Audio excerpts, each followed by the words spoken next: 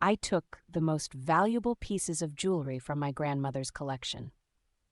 My grandmother passed away a little over a year ago. She did not have a will. Her only two grandchildren were myself, 27F, and my sister, 30F. My grandfather had told us that all of her jewelry and valuables should be split between the two of us, however we decide. About 6 months ago, we decided to start the process. We went through her purses, and it was mostly uneventful. My sister took her most expensive purse, think thousands versus hundreds, and I took a couple of the lesser ones. I didn't mind much, mainly because I don't care about purses.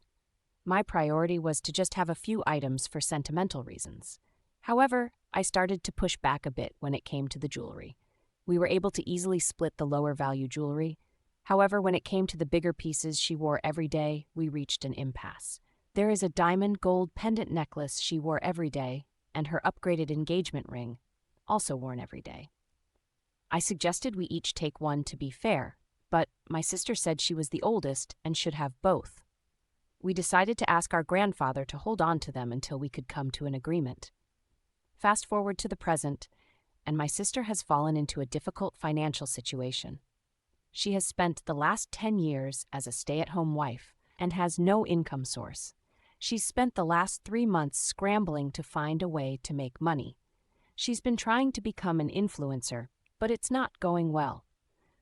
On a recent phone call, she randomly mentioned that she recently tried to sell some of the jewelry we had split, but wouldn't receive as much as she thought she should.